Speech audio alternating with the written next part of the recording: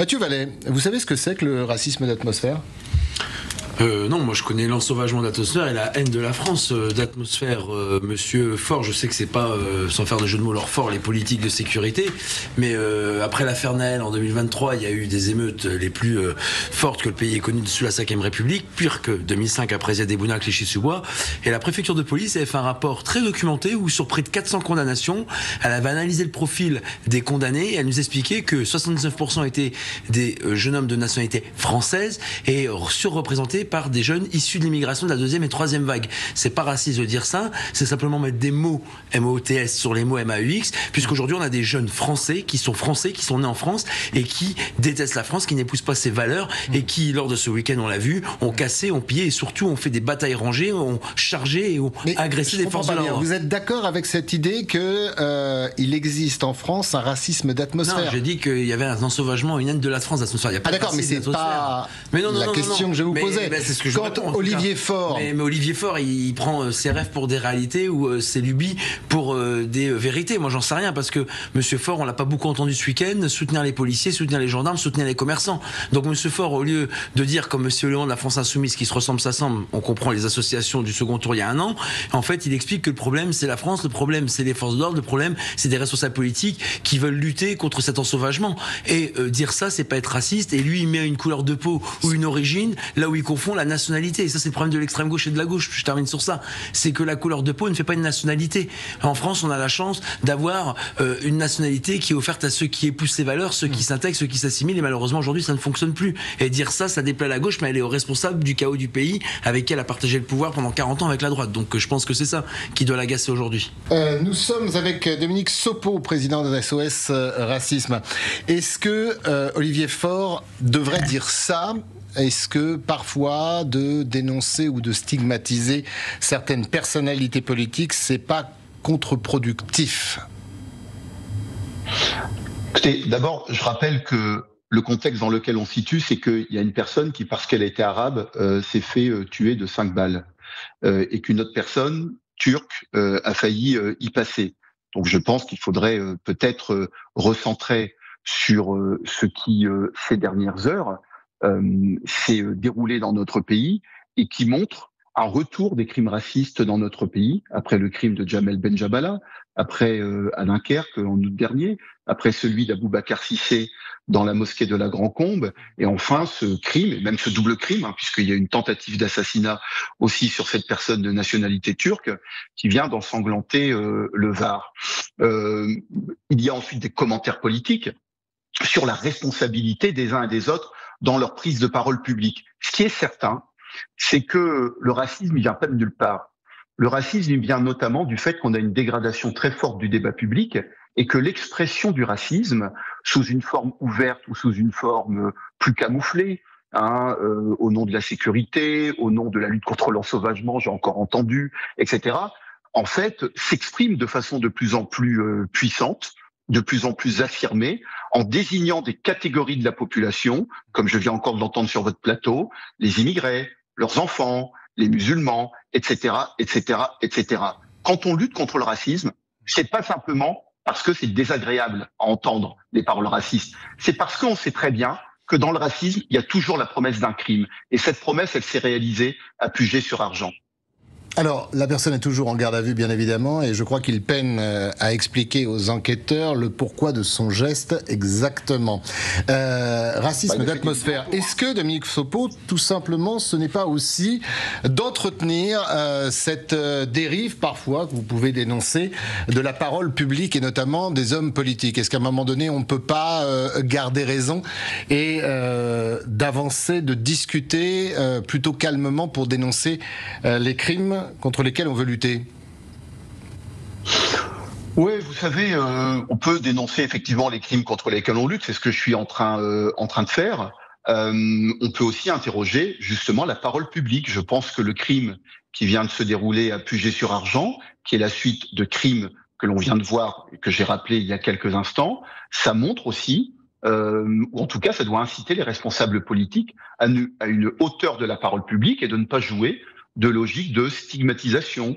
On voit politiques dans le débat public. Ça veut dire que les politiques aujourd'hui n'ont pas cette hauteur ? Absolument pas. Vous savez, quand on voit aujourd'hui, par exemple, au Sénat ou à l'Assemblée, des propositions de loi en série pour aller diminuer les droits des étrangers en expliquant que, de toute façon, il en va de l'avenir de la France.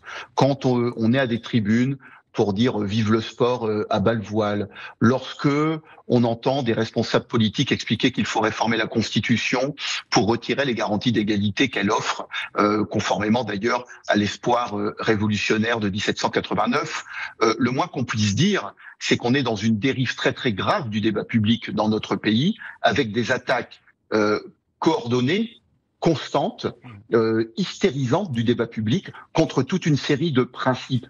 Être français, puisque certains se piquent de donner des leçons de ce que c'est qu'être français. Être français, pour moi, c'est aussi respecter des principes, les principes de la République, liberté, égalité, fraternité.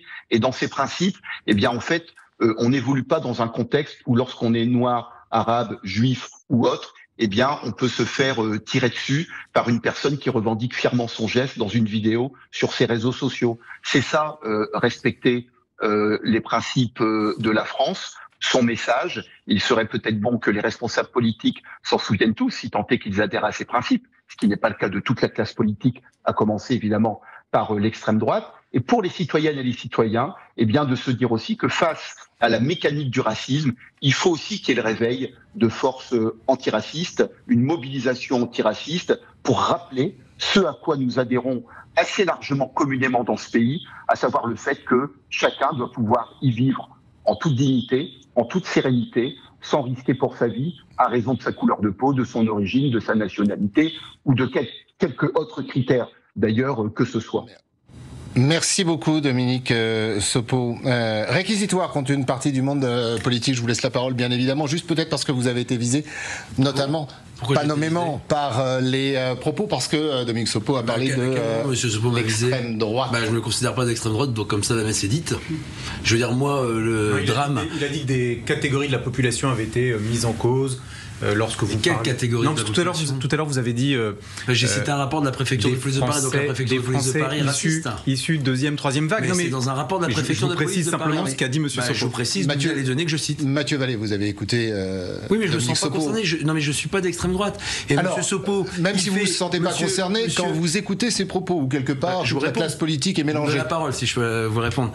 Monsieur Sopo, c'est très bien, il fait des leçons de morale. Moi, je me souviens d'un de mes frères d'armes lors de la manifestation interdite des Traoré durant la crise sanitaire devant le parvis du tribunal judiciaire, qui en fait ne considère pas la justice comme indépendante puisque elle contestait le fait que les gendarmes aient été non poursuivis dans l'affaire de son frère.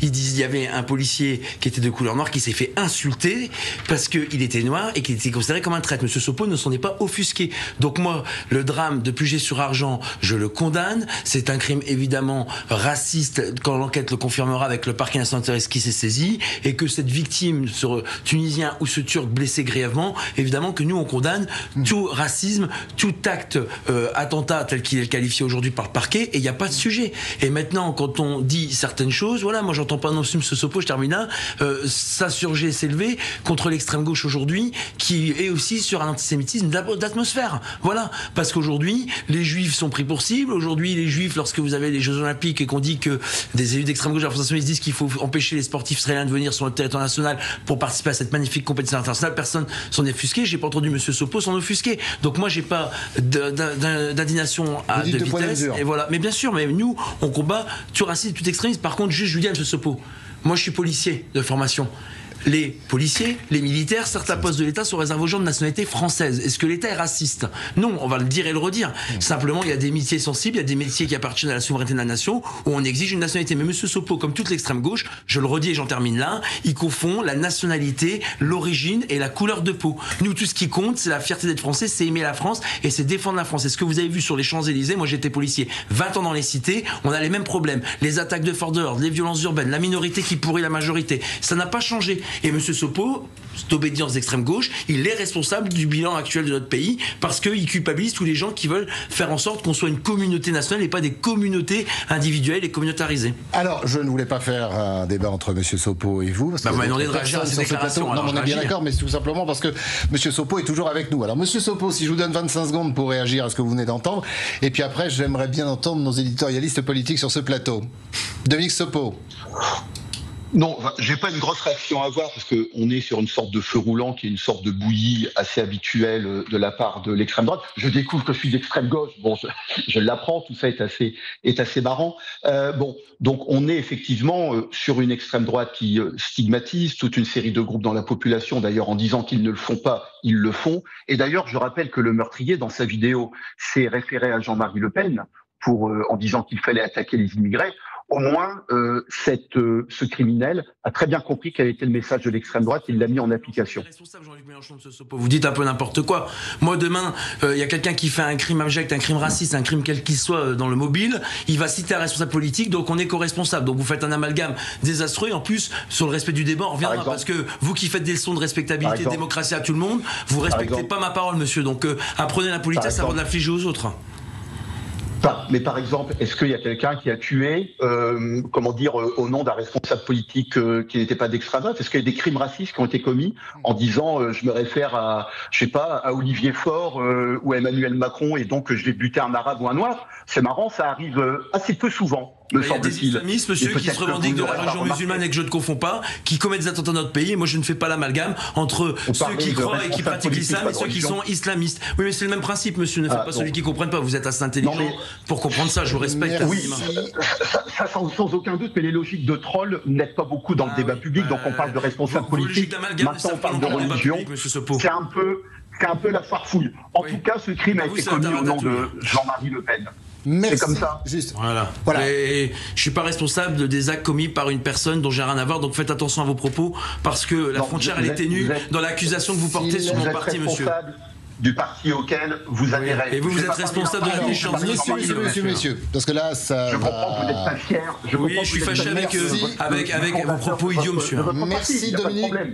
Merci Dominique Sopo. Je voudrais pas que effectivement les propos dérapent. Le sujet est assez important. Vous savez, c'est un peu. Non mais vous comprenez, monsieur, quand même que je peux pas laisser associer. Bien évidemment, c'est pour ça que vous avez eu la parole. Non mais monsieur, on peut pas faire croire. Pardon, là c'est mon honneur. Donc si vous voulez que je revienne, je vais quand même dire ça.